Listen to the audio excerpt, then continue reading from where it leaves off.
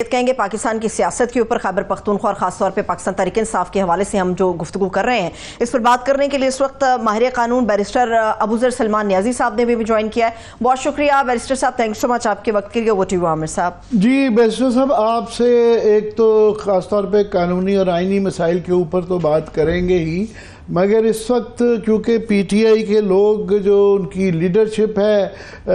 काफ़ी लोग दर्जन के करीब तो कोई गिरफ्तार हैं, बाकी कोई केपी की असम्बली का सेशन चल रहा है, बाकी कोई हमें अवेलेबल ही नहीं हो रहा कि उनका पॉइंट ऑफ व्यू लिया जा सके। तो मैं अभी जानना चाहूँगा कि ये जो असम्बली के ऊपर हमला हुआ है, हमने उसके ऊपर अपना दर्द पहले शेयर कर चुके हैं एज ए जर्नलिस्ट जो कि इसको 30-40 साल से कवर कर रहे थे, मगर इसकी कानूनी सिचुएशन जो है, आईजी साहब इस्लामाबाद के फरमा रहे हैं कि जनाब हमने हर चीज़ कानून के मुताबिक की है, हमने we went by the book. तो बाय द बुक का मतलब ये है कि स्पीकर असम्बली की इजाज़त के बगैर वो अंदर नहीं घुस सकते। स्पीकर साहब इस तरह की बात कर रहे हैं, उन्होंने एक फायरमैन फारिग कर दिया है और एक जो है उन्होंने इलेक्ट्रिशियन फारिग कर दिया है, दो कोई छोटे से एहलकार जो है सिक्योरिटी के फाइल कर दिए हैं कि एज इफ ये निचले लेवल पे किसी ने गेट खोल दिया और इतने ज़्यादा लोग नकाब पोश घुस के गिरफ्तार करके ले गए। इस पे ज़रा कानूनी और आइनी सिचुएशन हमें समझाएं क्या है और अभी पार्टी का आपकी का मूड क्या है। देखिए आमिर साहब, कानून तो बिल्कुल क्लियर है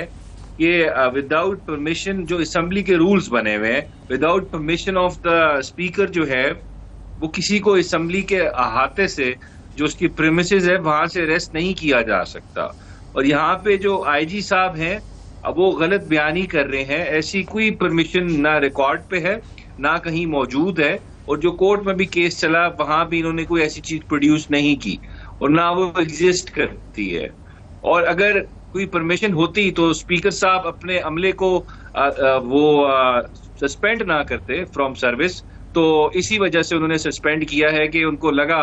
कि शायद उनका कसूर है कि उन्होंने उनको अंदर आने दिया, उन्होंने अपनी ड्यूटी परफॉर्म नहीं की। खैर मैं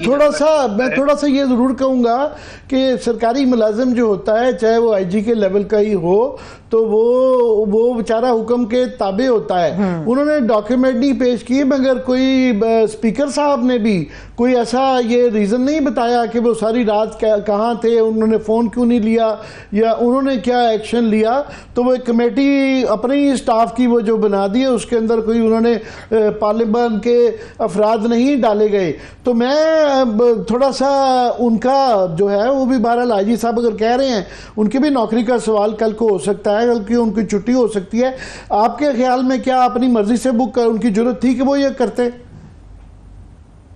देखें, जहां तक ब्यूरोक्रेसी की बात है, देखें ये मोहम्मद अली जिन्ना का कायद-ए-आज़म का बड़ा क्लियर स्पीच थी पाकिस्तान बनने के बाद कि जो ब्यूरोक्रेट्स हैं, सिविल सर्वेंट्स हैं, उन्होंने कानून और आइन के मुताबिक काम करना है। और हमारी सुप्रीम कोर्ट की जजमेंट्स भी यही कहती हैं कि वो इलीगल ऑर्डर ना माने। खैर, जहां तक पुलिस की बात है, मैं एक चीज क्लियर कर दूं, ये अंदर जो लोग गए हैं जिन्होंने नेशनल असेंबली पे हमला किया, इसको मैं कहूंगा ये रियासत पे हमला किया है, क्योंकि आर्टिकल 7 आइन का कहता है नेशनल असेंबली जो है आपकी पार्लियामेंट जो है it's the ingredient of the state, वो आपकी रियासत ही है वो बेसिकली, और सबसे बड़ा इंस्टीट्यूशन होता है आपकी जो ट्राइकोटमी ऑफ पावर में होता है, सबसे पहले नंबर पे होता है, क्योंकि वो सॉवरेन जो होती हैं, अवाम होती है, उनका चेहरा होता है, उनको रिप्रेजेंट कर रहा है। तो it's the most powerful institution आपकी कंट्री का, स्टेट है, रियासत है। रियासत पे जो हमला हुआ, सानिया है हुआ ये एक किस्म का, तो वो खाली पुलिस के लोग तो थे ही नहीं, वो तो आप देख लें हमारे मौलाना नसीम साहब कह रहे एजेंसीज के लोग थे। तो इस वजह से ये जितना बड़ा सानिया है, मेरे ख्याल से इसकी बड़ी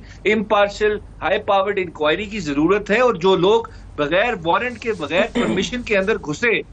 उन्होंने रियासत पे हमला किया, उनको बिल्कुल निशाने इबरत बनाना चाहिए, इंक्वायरी होनी चाहिए और उन सब के खिलाफ एक्शन लेना चाहिए। ये आप बेचारे भाई, ये हमारी भी इस्तदा होगी कि हम भी पार्लियामेंट प्रेस गैलरी का हिस्सा होने की वजह से एक स्टेक होल्डर्स हैं कि ये असम्बली के स्टाफ की ये कमेटी नहीं चलेगी, इसके अंदर जो है सीनियर पार्लियामेंटेरियंस होने चाहिए। एक और इशू जो है इस वक्त जो चल रहा है कि ये चमगुइयाँ हो रही हैं कि जी सरहद के अंदर जो है ना, केपी में, सॉरी पुरानी आदत पड़ी हुई है सरहद कहने की, तो केपी में गवर्नर रूल रूल लगा दिया जाएगा और वहाँ पे एक किस्म का जो एक उनका एक आज रेजोल्यूशन भी आया है, मोर और लेस उन्होंने वही बातें दोहरा दी हैं उस रेजोल्यूशन के अंदर जो कि जलसे के अंदर की गई हैं। तो अब ये क्या उसकी लीगल क्या सिचुएशन है, गवर्नर रूल लगने के लिए क्या क्या क्या लवाजमात चाहिए? अच्छा, अबूजर साहब की तरफ आते हैं, लेकिन आमिर साहब एक छोटा सा मामला जो आपने कमेटी के हवाले से किया वो थोड़ा सा अपडेट कर दें कि 16 मेंबर कमेटी होगी जिसमें 8 लोग कहा गया शामिल होंगे, 8 ऑपोजिशन के होंगे, 8 गवर्नमेंट से जिनका ताल्लुक होगा, वो इसको फर्दर इन्वेस्टिगेट करेंगे। प्लीज अबूजर साहब अब आप कंटिन्यू कीजिए। जी, बड़ी खुशाइंद बात है, वो कमेटी बन गई है, लेकिन ये गवर्नमेंट के लोग तो कुछ बोल ही नहीं रहे। अभी बिलावल साहब ने स्पीच की है, कुछ जिक्र नहीं किया इस इशू के ऊपर, हालांकि पीपल्स पार्टी सबसे ज्यादा बातें करती है, जी हम बड़े चैंपियंस हैं जमहूरियत के, सिर्फ कागजों में है लेकिन सब्सटेंस कुछ भी नहीं है। खैर, जो आमिर साहब बात कर रहे थे, आमिर साहब देखिए केपी असेंबली में मेरे ख्याल से पिछले 2-3 दिन से जो स्पीचेस हुई हैं, लोगों ने ये चीज डिसाइड कर ली है कि हमने अब जो सच है वो बोलना है। हमने कोई अगर कानून तोड़ता है, कोई आइन तोड़ता है, बेशक वो जितना पावरफुल इदारा भी है या उसका मेंबर भी है, हमने उस चीज को पॉइंट आउट करना है, क्योंकि जब तक हम प्रॉब्लम्स को पॉइंट आउट नहीं करेंगे तो आपके प्रॉब्लम्स रिजॉल्व नहीं होंगे। जहां तक गवर्नर रूल की लगाने की बात है, देखें ये गवर्नर रूल इस तरह नहीं है कि जी वो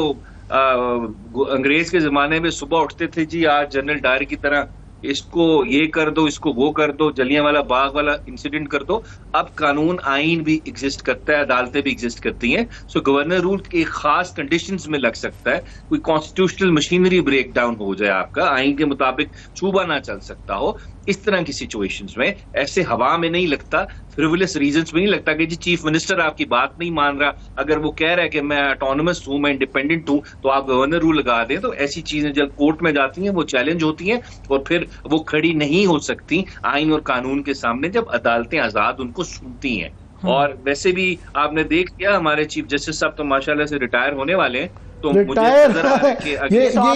ये हालांकि ये बहुत बड़ा वाकया है, मगर ये रिटायर होने पे भी जरा बात कर ली जाए कि वो आप कह रहे हैं कि रिटायर होने वाले हैं, उनके दफ्तर की तरफ से क्लैरिफिकेशन आई है पहले कि जनाब उनको मिस कोट किया गया है। उन्होंने कहा कि अगर मुझे सिर्फ उस वक्त अगर अकेले मेरे लिए किया जाएगा एक्सटेंशन तो मुझे एतराज़ होगा, तो अकेले उनके लिए तो गालबन वो कह भी नहीं रहे हैं, वो सभी की उम्र हाई कोर्ट के जजेस की भी 3 साल बढ़ा रहे हैं और सुप्रीम कोर्ट के भी उसके बढ़ा रहे हैं, और वो वहाँ से जितनी गवर्नमेंट कॉन्फिडेंट नज़र आ रही है कि जनाब उनके पास नंबर्स पूरे हैं, तो वो मखसूस नशिस्तों के बगैर और पीटीआई के लोगों के बगैर नंबर हो नहीं सकते। तो पहले जरा आपको कैसे लग रहा है कि वो रिटायर होने जा रहे हैं? आमिर साहब, पहली बात नंबर्स पूरे नहीं है। अगर नंबर्स पूरे होते तो आज हमारे जो एमएनए है सादुल्ला बलोच, उनकी फैमिली को अगवा ना किया गया होता रियासत की तरफ से। इस वजह से क्योंकि ये नंबर्स पूरे नहीं आ रहे, ब्लैकमेल किया जा रहा है लोगों को तोड़ने के लिए, वो नहीं टूट रहे, वो खड़े हुए इमरान खान साहब के साथ। दूसरी बात, जो लेटर आया है चीफ जस्टिस साहब की तरफ से, बड़े अफसोस के साथ, ये उनके रुतबे को मेरे ख्याल से सूट नहीं करता इस तरह का लेटर लिखना। इसका इनडायरेक्ट मतलब जो मुझे ये लग रहा है कि जी मैं तैयार हूं एक्सटेंशन के लिए, इनडायरेक्टली इंप्लाइड मैनर में ये मैसेज आ रहा है कि अगर आप देना चाह रहे हैं सबको तो मैं भी तैयार हूं, मैं भी लेने को तैयार हूं। तो मेरे ख्याल से अफसोस की बात है, मुझे नहीं चले ये तो फिर इखलाकी मसला आता है ना, मगर असल तो बात यह है कि अगर पार्लियामान के अंदर 2/3 मेजॉरिटी से वो कॉन्स्टिट्यूशनल अमेंडमेंट कर देते हैं, आईनी तौर पर तो कोई रुकावट नहीं है ना, फिर इखलाकी मसला ही रह गया। देखिए आइन में तरमीम कर दें आप, एज बढ़ा दें तो दैट तो ऑटोमेटिकली अप्लाइज, ठीक है जी, ये तो क्लियर बात है। लेकिन नंबर्स जो हैं वो पूरे नहीं है। मैं आपको अभी ये क्लियर बात कर रहा हूं, हमारा कोई मेंबर नहीं टूटा, सारे हमारे साथ हैं मेंबर्स, हमने वो पूरी लवाजमात पूरी की हुई है आर्टिकल 63A की भी, तो मुझे ये कामयाब होता हुआ नजर नहीं आ रहा। मेरे ख्याल से काजी साहब को अब तैयारी करनी चाहिए कि कोई किताबें लिखें रिटायरमेंट के बाद। एतजाज हसन कल हमारे प्रोग्राम में थे, वो कह रहे थे ये क्लियरली क्विड प्रो को हो रहा है, कुछ लो और कुछ दो की बुनियाद पे, कि ये जो साथ में दूसरा बिल जो आ रहा है कि 17 से 23 केस किए जा रहे हैं और मखसूस नशिस्तों वाला जो केस है, मुझे नहीं समझ आती उसके अंदर तो जो रिव्यू होगा वो 8-5 का, वो तो बेंच वही वाला रहेगा, क्या ख्याल है? रिव्यू में आमिर साहब बेंच सेम होता है, वो चेंज नहीं हो सकता, ये सेटल्ड प्रिंसिपल है कानून का, इस पे कोई डेविएशन नहीं हो सकती।